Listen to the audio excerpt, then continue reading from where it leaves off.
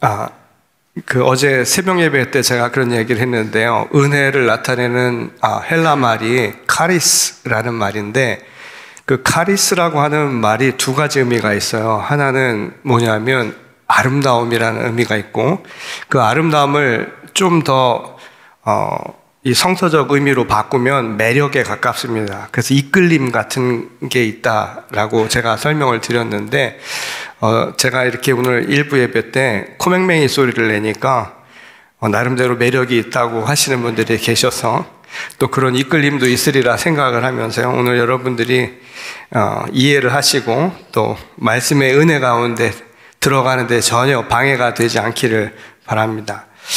자, 오늘 우리가 읽은 이 누가복음의 말씀, 특히 3장에서는 세례 요한에 대한 이야기를 전하고 있는데, 물론 마태복음에서도 세례 요한의 죽음에 관련된 아주 자세한 상세한 설명들이 나와 있지만, 오늘 우리가 본 이 누가의 말씀은 이 세례 요한이 어떤 사람인가에 대해서 보다 다른 복음서에 비해 좀 더 상세하게 전하고 있다는 것을 확인하게 됩니다. 이 당시 요한이 시대적으로 유대 사람들에게 어떠한 평판 가운데 있었는가, 그리고 유대 사회에 어느 정도의 위상과 영향력을 미쳤는가를 볼 수 있는 여러 가지 이야기들을 누가는 전하고 있죠. 당시 세례 요한은 요단강에서 물 세례만을 준 것만이 아니라 그곳에 온 많은 사람들로부터 삶에 관련된 다양한 질문들을 받았던 것으로 보여요.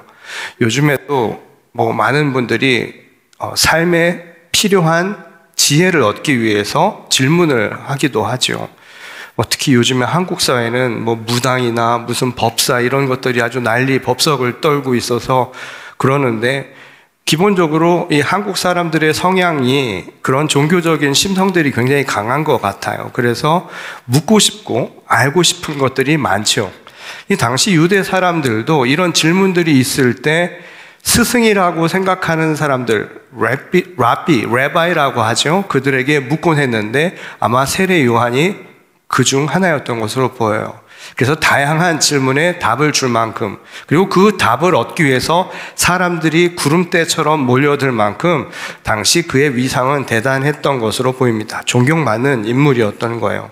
그 어느 정도였는가 하는 것을 오늘 본문 중에 이렇게 얘기하죠. 혹 그가 구약의 예언자들이 언급했던 그가 아닐까, 말하자면 메시아가 아닐까 싶을 만큼 사람들이 그를 어느 정도로 생각했는가를 알 수가 있죠. 메시아가 아닐까 싶을 만큼 보통 사람은 아니다라고 사람들이 생각을 했던 거예요.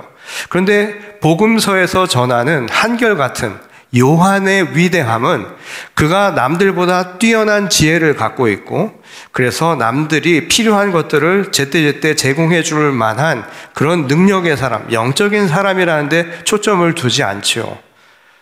세례 요한은 예수 그리스도를 예비하는 사람으로 그려져 있습니다. 그리고 그의 언급을 통해서도 내 뒤에 오실 분은 내가 감당하기 어려울 만큼 큰 능력을 가진 분이라고 이야기를 하죠. 그 말뜻 안에는 그가 가지고 있는 지혜 또는 그가 가지고 있는 모든 능력들이 하나님 앞에서는 아주 작은 것에 지나지 않는다. 곧 자기의 한계를 분명하게 인식하고 있었고, 오직 하나님 한 분만이 진짜 진리, 절대적인 진리라고 그는 이해하고 있었다는 바로 그 사실이 세례 요한이 왜 위대한 사람인가를 이 성경이 우리에게 한결같이 전하는 핵심 메시지라는 겁니다. 자, 그렇게 놓고 보면 요즘 같은 시대에 참 필요한 인간형이 아닌가라는 생각이 듭니다. 나아가서 그리스도인으로 산다는 것이 무엇인가? 신앙인으로 산다는 게, 신앙인으로 이 시대를 어떤 신념을 갖고 산다는 게 무엇인가를 알 수 있는 하나의 단서를 제공해 주는 말씀이라고 할 수 있을 겁니다. 요즘은 다 자기 잘난 맛에 사는 세상이죠. 자기 자신이 모든 것의 중심이 되는 그런 시대를 살아가고 있습니다. 아주 철저하게 개인이 파편화된 시대에서 개인 중심으로 살아가고 있고요. 그러다 보니까 남과의 소통이라고 하는 게 오히려 소통의 기제들, 말하자면 시스템들은 갖춰져 있는데 오히려 소통이 더 어려운 시대를 살고 있다 해도 과언이 아니죠. 요즘 한국 사회가 굉장히 시끄럽죠. 지금도 뭐 정신이 하나도 없습니다. 뭐 한국에서는 오랜 세월 동안 특정한 대학의 특정 학과를 나오면 최고라고 여기던 시절이 있었죠. 물론 지금도 그들의 뛰어난 것들, 그들의 능력을 뭐 무시할 수 없을 만큼 대단한 건 사실이지만, 문제는 이 자기 중심이 되면 어떤 문제가 생기냐면 남의 말을 잘 듣지 않아요. 그리고 자기 생각이 너무 강하면 이 함께 뭔가를 조율해 나가기가 굉장히 어렵습니다. 가끔씩 제가 통화를 하다 보면 성도님들이랑 어떤 분들은 자기 할 말만 하고 끊으시는 분이 있으세요. 끊고 나서 생각해보면 제가 좀 억울해요. 왜냐하면 제가 용건이 있어서 전화했는데 듣기만 했어요. 뭐 틈을 안 줘요. 그리고 무슨 이야기를 해도 다 본인의 생각대로 해석을 하는 경우가 굉장히 많죠. 요즘에 국회 같은데 시끄러운 이유가 뭘까요? 다 잘난 분들이 그곳에서 자기의 주장을 펴다 보니까 남의 이야기 잘 들어오지 않아요. 그리고 내가 잘못했다라고 생각을 안 해요. 그게 가장 큰 문제예요. 잘못했다라는 생각, 양심이라고 하는 것들이 점차 상실되어 가는 시대를 살아가고 있죠. 그런 점에서 오늘 세례 요한의 어떤 모습들은 오늘 우리 시대에 아주 필요한 인간형이고, 나아가서 그리스도인으로 살아가는 우리들에게 과연 어떤 신념을 갖고 어떻게 살아가는 것이 옳은가를 한번 생각해 볼 수 있는 아주 중요한 표본이라고 말할 수 있을 것 같습니다. 자, 그런 의미에서 제가 몇 가지 사례를 먼저 여러분들과 함께 나누면서 이 이야기를 전개시켜 보도록 하겠습니다. 자, 첫 번째 이야기는 악의 평범성이라고 하는 개념으로 잘 알려진 한나 아렌트의 책이죠. 예루살렘의 아이 희만이라고 하는 것에 관련된 이야기를 여러분들에게 전하려고 합니다. 이미 이 이야기는 제가 몇 번 여러분들에게 전한 적이 있는데요. 이 한나 아렌트라고 하는 이 독일계, 물론 미국에서 망명을 와가지고 아주 유명한 철학자입니다. 이분은 유대인이에요. 그래서 그는 독일 나치에 의해서 자기와 같은 혈통의 유대인들이 얼마나 참혹한 고통을 당했는가, 그 참상을 직접 목격하고 경험한 사람이었습니다. 자, 그러던 중에 1961년도에 어떤 일이 있었는가 하면 예루살렘에서 공개 재판이 열려요. 이 공개 재판이 바로 전범, 바로 저기 앉아있는 아돌프 아이히만이라고 하는 저 사람은 홀로코스트, 그러니까 유대인들을 갖다가 대학살했던 것을 실제로 책임졌던 나치였습니다. 저 사람에 대한 공개 재판이 열리는데, 그 공개 재판을 참여하면서 아주 특별한 무언가를 깨닫게 되는 거예요. 그때 그 개념을 악의 평범성이라고 그는 붙였습니다. 보시다시피 이 한나 아렌트가 저 재판장 안에 앉아서 전범이라고 앉아있는 저 아이히만을 지켜보는데 아무리 봐도 특별한 게 없어요. 왜냐하면 그렇게 잔혹한 일을 벌인 사람이라고 하기에는 뭐 생긴 것도 그렇고 말투도 그렇고 그냥 옆집 아저씨와 같은 아주 똑같은 사람이었던 거예요. 더군다나 이 재판 과정에서 이 사람이 한결같이 이야기한 한 가지 말이 있습니다. 그게 뭐냐면 이 모든 것은 시켜서 했던 것 뿐이라는 바로 그 말이에요. 나는 위에서 상관이 시키는 대로 그냥 했을 뿐입니다 라고 하는 바로 그 부분에 이 아렌트는 주목하게 되죠. 보통 평범한 사람들이 세상을 살아간다는 게 어떤 모습이냐면, 여러분들의 삶을 보세요. 그것도 사실은 생각해보면 다 환상 같은 거예요. 꿈 같은 거예요. 그런데 우리는 어떻게 살고 있냐면, 직장을 가요. 그럼 그 직장에서 어떻게든 내가 살아남기 위해 최선을 다해서 살아가려고 합니다. 대부분의 사람들은 위에서 주는 일을 받아서 하기 마련이에요. 모든 시스템이 그렇죠. 그럼 그것을 열심히 해내려고 자기 나름대로의 방법 정도를 개발해내거나, 거기서 남이 생각하지 못하는 것들을 더하거나, 아니면 성실하게 남보다 더 많은 시간과 에너지를 투자하면서 살아가는 것에서 우리는 삶의 기쁨을 얻고 또한 성취감을 얻고 살아갑니다. 똑같은 이야기를 한 거예요. 아이히만이 나도 똑같은 일을 했을 뿐이다 라고 이야기를 한 것이죠. 그래서 아렌트는 이 사람에게 문제가 무엇인가를 이렇게 이야기합니다. 자신의 행동이 옳은 것인가? 한 번도 생각을 안 해본 거예요.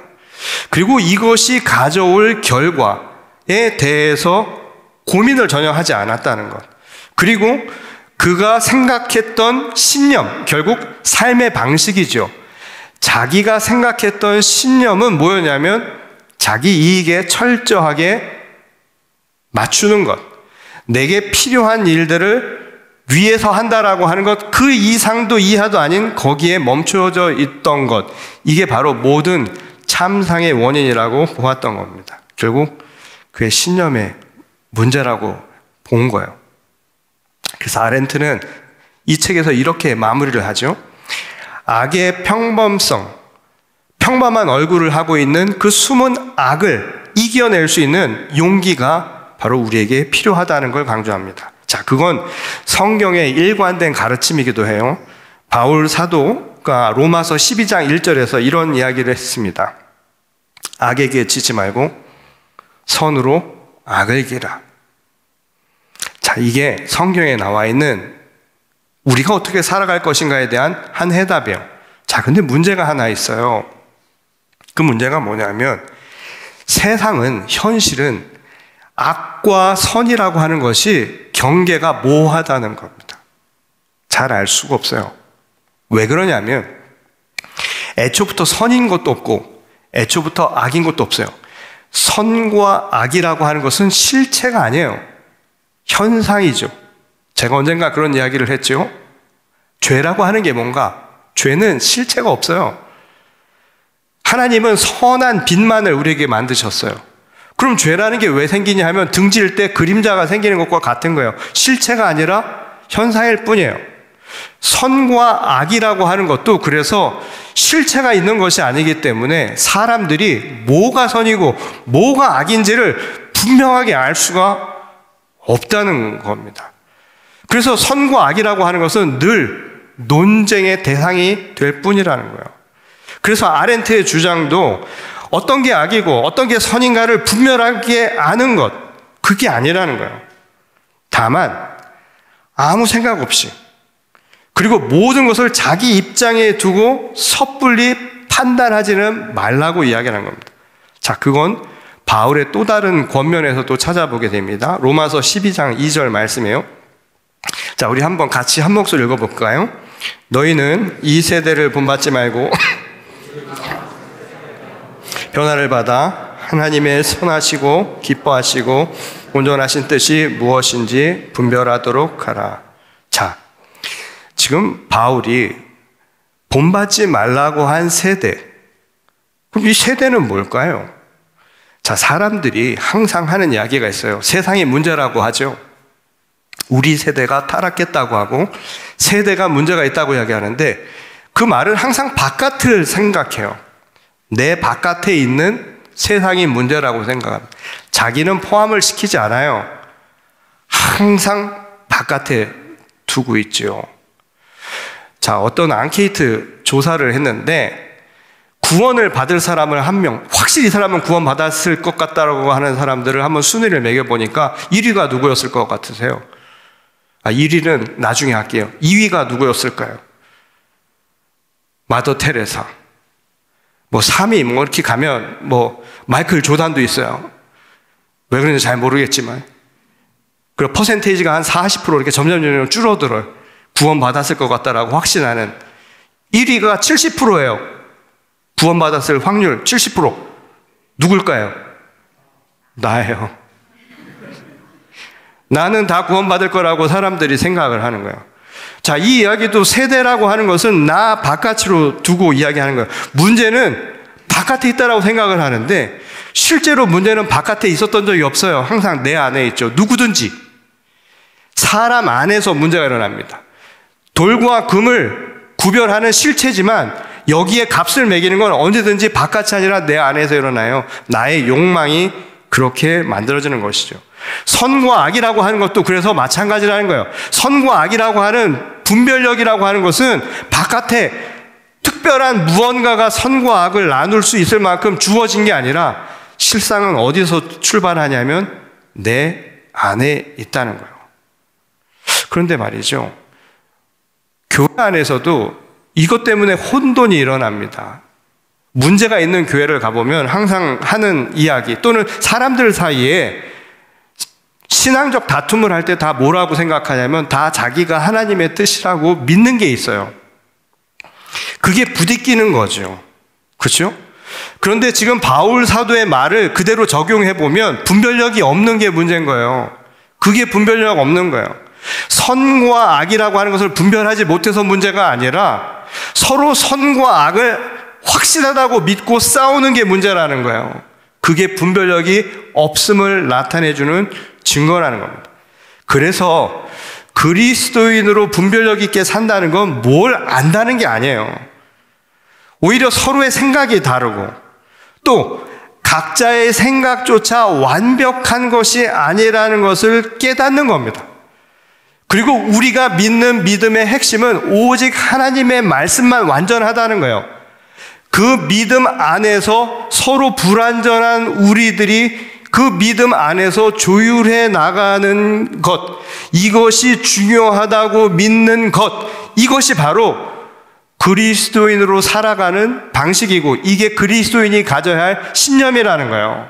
무엇이 옳다라고 하는 것이 아니라 오직 옳은 하나님의 말씀 안에서 서로 불완전한 우리가 그것을 위해서 함께 조율해 가야 한다는 것. 다시 말해서 절차가 중요하다는 겁니다. 그거는 우리가 살아가는 세상도 마찬가지예요. 오늘날 혼잡한 시대를 살아가죠. 극단적인 사고가 나오고요. 끊임없이 갈등이 벌어지는 시대입니다. 법이라고 하는 것도 우습게 여기는 시대를 살아가고 있는 이 현실에 민주주의라고 하는 것도 마찬가지예요. 민주주의는 무엇이 옳고 그름을 이야기하는 게 민주주의 아닙니다. 민주주의의 핵심은 절차예요. 절차. 우리가 서로 그 절차를 잘 지켜나가는 형식 자체가 바로 민주주의의 핵심이라는 거예요. 우리가 하나님의 뜻이라고 믿는 것도 그래서 오해를 말아야 됩니다. 많은 사람들이 하나님의 뜻이라고 생각하는 자신의 생각을 믿고 있어요. 하나님의 뜻을 우리가 어떻게 알 수가 있겠습니까? 그러니까 그리스도인의 신념은 어떤 것이 하나님의 뜻이라고 우리가 알 수 있다고 하는 게 신념이 아닌 겁니다. 확실히 알 수 없다는 것을 내가 인정하고 겸손함 속에서 그러나 하나님의 그 궁극적인 진리가 있다는 믿음 안에서 서로 다른 우리가 조율해 나가는 과정을 말하는 거예요. 그렇다면 이런 질문이 가능하겠죠. 그럼 절차만 따지고 있으면 아무것도 하지 말라는 이야기인가? 그건 아닙니다. 자, 다음 사례를 보실까요? 두 번째 사례는 1932년부터 1972년, 40년이죠. 이 40년 동안 알라바마에 있는 터스키기라고 하는 지역에 흑인 600명, 이 대부분 가난한 소작농들이었는데요. 이 그들에게 매독과 관련된 생체 실험을 한 사건이 있었습니다. 이거 근대 현대 사회에서 일어난 얼마 전 이야기예요. 그런데 이 피실험자였던 600여 명의 흑인들은 자기가 무슨 실험의 대상인지를 전혀 몰랐어요. 안 가르쳐줬기 때문에. 단지 나쁜 피를 없애주는 것이라고만 이야기를 했습니다. 그걸 치료해 준다고 주사를 놨던 거예요. 여러분들이 팬데믹 때 흑인들이 이 백신 주사를 많이 안 맞은 이유를 아실 거예요. 바로 이것 때문입니다. 이런 아픔이 있었기 때문이에요. 그런데 1947년, 그러니까 이 실험이 진행되고 있는 1947년도에 페니실린이 나왔어요. 그 말은 뭐냐면 매독 치료제가 나온 거예요.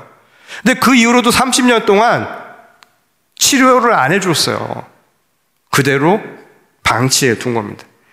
인간의 존엄성이 마치 실험실의 생쥐처럼 40여 년 동안 짓밟혀 온 거예요.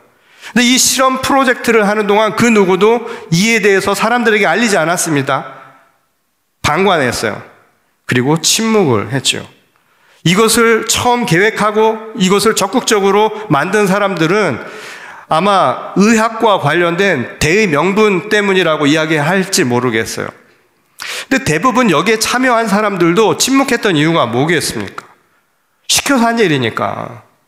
위에서 시켜서 한 일이니까. 그리고 이것이 바깥으로 나가면 내가 생계에 문제가 일어나니까, 일자리 잃어버릴 수 있으니까 라는 궁색한 변명을 늘어놨겠죠. 자, 그렇다면 앞에서 이야기한 걸 다시 한번 적용해 보죠. 그리스도의 신념대로 사는 걸 절차만 중요하다고 하면, 옳은 거, 잘못된 거, 이거 구별 잘 못한다고 이야기하면 그럼 아무것도 하지 말아야 되는가? 그게 그럼 그리스도인의 신념이라고 말할 수 있겠느냐라는 거예요. 자, 이에 대해서 이사야가 이런 이야기를 한 바 있습니다. 이사야서 1장 17절 말씀입니다. 너희는 선행을 배우며 정의를 구하며 학대받는 자를 도와주며 고아를 위하여 신원하며 과부를 위하여 변호하라. 자, 하나님의 말씀은 어떤 말씀도 있냐 하면 선행과 정의를 구하며 도우라는 거예요. 자, 이거는 이 자기 앞가림을 하느라고 옳고 그름조차 나 몰라라 외면하며 사는 것과는 전혀 다른 아주 딴판의 삶이죠. 그리고 이걸 통해서 우리에게 무슨 이야기를 하냐면, 때로는 그리스도인으로 산다는 건 아주 구체적으로, 아주 적극적으로 도와야 할 때가 있다라고 이야기를 합니다. 외면해서는 안 되는 때가 있다는 거예요. 우리가 반드시 옳고 그름이라고 하는 확신을 갖지 못한다 할지라도 해야 할 순간이 있다라는 거예요. 그게 다 뭡니까? 바로 삶의 터전, 그 벼랑 끝에 있는 사람들이란 거예요. 제가 20여 년 넘게 아주 오래전부터 이 평화, 특히 한반도 통일 문제에 관련된 일들을 해왔습니다. 그래서 뭐 어떤 분들이 저한테 계속해서 꼬리표처럼 한동안 붙이고 다녔었는데요. 그래서 제가 매년 뭐 DC도 가고 항상 그걸 위해서 활동도 하고, 여기는 미국의 정치인들이나 활동가들과 꽤 오랜 시간을 같이 운동을 벌여왔습니다. 그러다 보니까 이제 한국에는 뭐 정당이랑도 관련이 있죠. 그래서 지금의 여당과 야당 이 사이에서 그 문제에 관련된 여러 가지 논쟁을 벌이기도 했습니다. 근데 제가 목회자가 돼서 지금에 와서 어떤 생각이 드는가 하면, 누가 옳은가라고 하는 것, 그름이라고 하는 것은 아주 다분히 정치적인 논쟁입니다. 그런 정치적인 논쟁을 벌이는 과정 속에서 어떤 게 더 효율적이고 어떤 게 옳을 수가 있어요. 근데 더 중요한 게 무언가를 어느 순간 제가 깨달은 게 뭐냐면, 예컨대 그 와중에서 고통당하는 사람들이 외면당하는 거예요. 예를 들면 어느 한편의 논리를 따르자면 탈북자라든가 아니면 그곳에서 고통당하는 사람들은 거의 신경을 쓰지 못했어요. 왜냐하면 남북한 관계를 신경 써야 했기 때문에 정치적인 판단을 하는 거죠.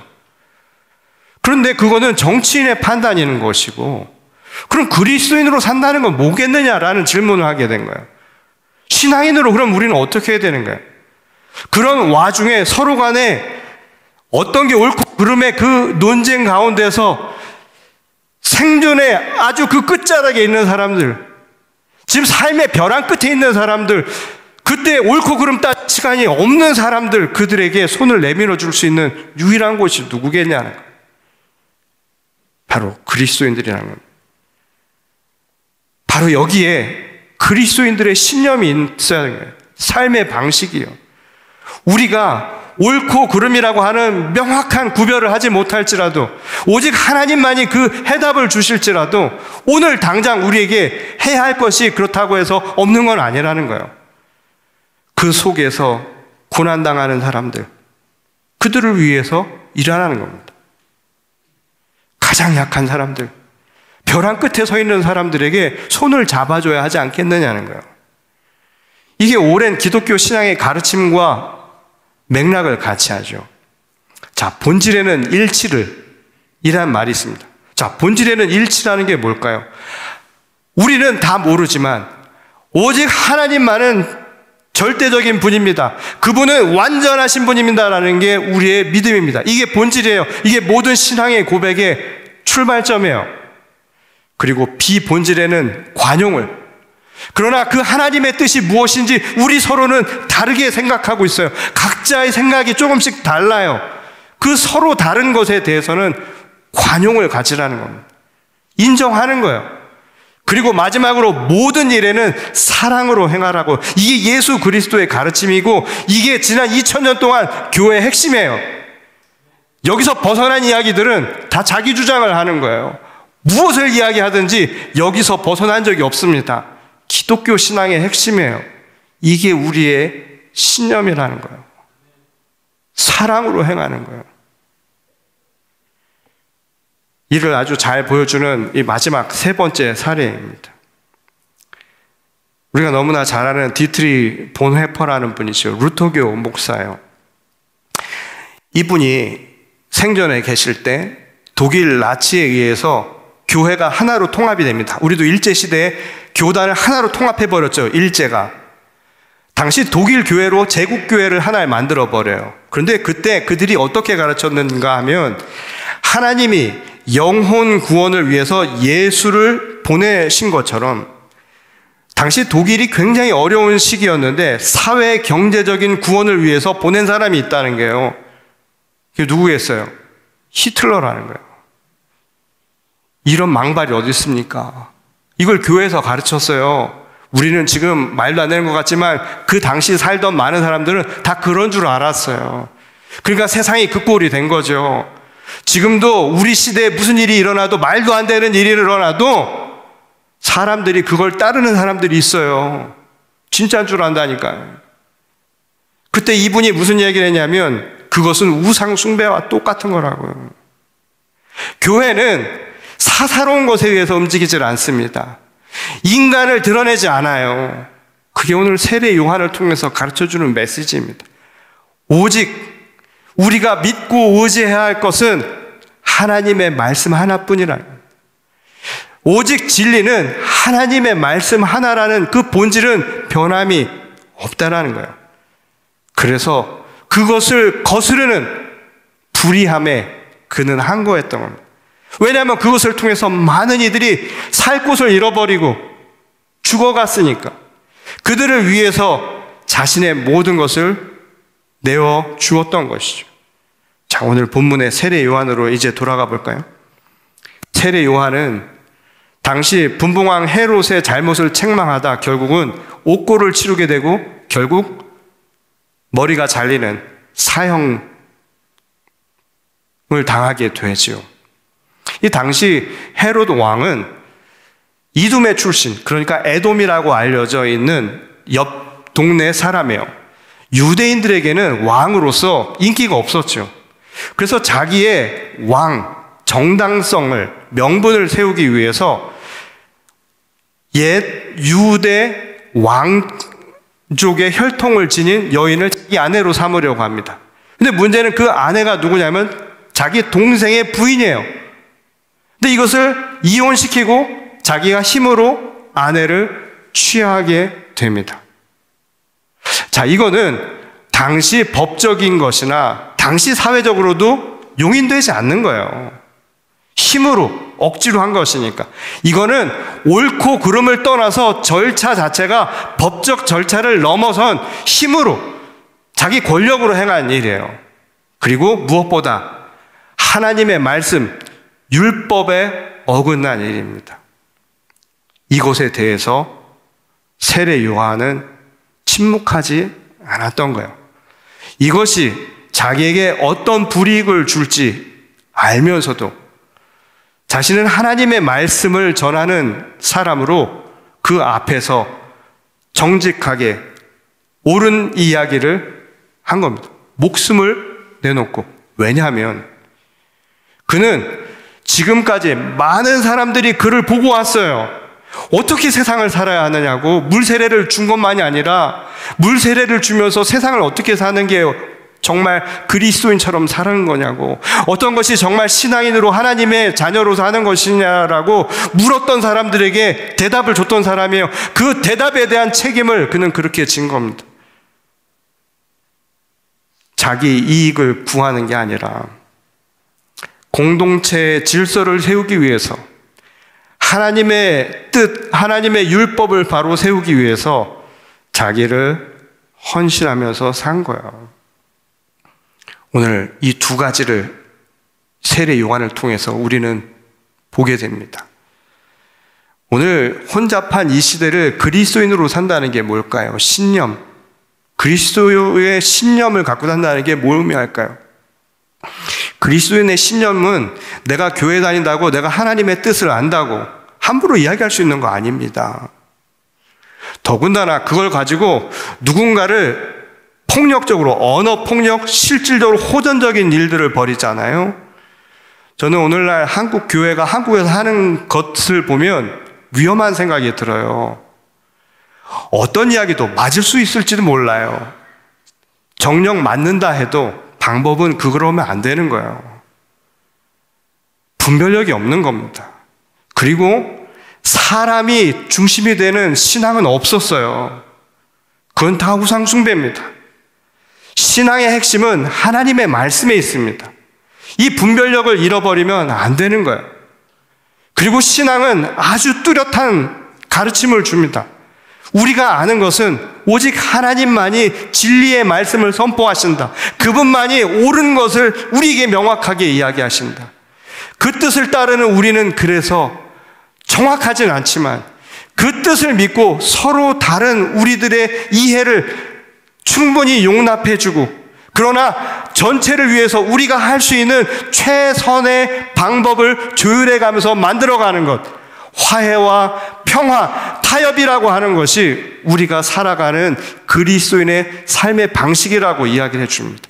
그리고 어떤 길을 선택하든 자기의 유익이 우선이 되어서는 안 되고, 내 유익이 아니라 누군가를 위해서, 그리고 그것이 가장 고통당하고 가장 핍박받고 가장 억울하게 살아가는 사람들에게 도움이 된다면 언제든 적극적으로 나설 수 있는 삶을 사는 것, 이게 그리스도인의 신념이고 이게 그리스도인으로 산다는 겁니다. 아직도 이런 이야기를 하면 두려워요. 여전히 목사님은 좌예요, 우예요? 어떤 분은 제 머리 가르마가 왼편으로 쏠렸다고 좌파냐고, 저 그래서 가운데 가르마 지금까지 타고 있습니다. 천군, 백군 나눠서 하는 거, 그 운동회 가서나 하세요. 천군 모자 쓰면 다 맞고, 백군 모자 쓰고 있으면 다 맞고, 이거 그리스도인의 신앙 아닙니다. 제가 오죽하면 이런 이야기를 여기서 하겠습니까? 미국에서 그리스도인의 신념을 가지고 살아가는 지금 21세기 기독교인들 아니세요? 그 신념은 어디서부터 나와야 하는가를 다시 한번 우리가 생각해 봤으면 좋겠습니다. 분별력을 잃어버리는 건 폭력적입니다. 해함이 되는 거예요. 처음부터 끝까지 예수님의 가르침은 변함이 없습니다. 사랑하는 겁니다. 관용으로 이해해주고, 그리고 잘못 가는 거 있으면 함께 만들어가는 거예요. 조율해가는 거예요. 어떻게 자기가 다 맞다고 이야기를 합니까? 가정에서도 마찬가지예요. 나는 틀린 게 없어. 무섭죠. 그런 배우자를 만나면 난 절대 안 틀려. 내 말에 무오설. 주님과 교황과 와이프의 말은 틀림이 없다. 물론 생활의 편리를 위해서 괜찮을 수 있을지 모르지만 그리스도의 신념은 아닙니다. 진짜 그리스도인은 서로의 연약함을 보듬어 안아주는 겁니다. 그리고 함께 잘 사는 거예요. 자, 오늘 신년을 맞이해서 새로운 한 해를 어떻게 살아야 하는지 이제 좀 답이 되십니까? 서로 잘 사는 거예요. 보듬어 안아주고, 행여 좀 틀린 것도 있으면 도와주면 되잖아요. 타박만 하지 말고 말해주세요. 말 잘 안 들으면 때릴 생각하지 말고 될 때까지 한번 해보세요. 안 되면 또 그 나름대로 또 하나님의 뜻이 있겠거니 생각하고 기도해 주세요. 서로 합력해서 선을 이루러 가는 것 쉬운 일 아닙니다. 그 길을 가라고 오늘 우리를 부른 것이고, 그게 옳다고 믿는 것이 바로 그리스도의 신념입니다. 그리고 그렇게 살아가는 게 삶의 방식이 되는 것, 이게 그리스도인의 삶이 아닐까요? 오늘 이런 삶을 사는 저와 여러분 모두가 될 수 있기를 주의 이름으로 간절히 축원합니다. 우리 다 같이 기도하시겠습니다. 하나님 감사합니다. 오늘 우리에게 주신 그 은혜를 다시 한번 헤아리며 그리스도인의 신념을 갖고 산다는 게 무엇인가 오늘 다시 한번 돌아보게 하시기를 원합니다. 정말 혼돈된, 뭐라고 표현하지 못할 만큼 정말 극단적으로 서로의 주장이 난무하는 이 시대를 살아가고 있습니다. 정말 무법천지를 살아가는 이 시대에 우리가 세상의 법을 구하는 게 아니라, 세상의 이치가 아니라 하나님의 이치를 구하면서도 오늘을 어떻게 잘 살 수 있을 것인가, 오늘 관용과 사랑과 또한 타협과 평화, 화해를 생각할 수 있는 그리스도인들이 다 되게 하셔서, 또 그 와중에 피해받는 사람들, 우리가 놓치고 있었던 억울하게 고통당하고 있는 사람들을 위해서 우리가 가진 것들을 나눌 줄 아는 그런 참된 신앙인의 길을 갈 수 있도록 주께서 저희와 함께하여 주옵소서. 오늘 주신 말씀에 감사드리오며 우리를 사랑하신 주 예수 그리스도의 이름으로 기도드렸습니다. 아멘.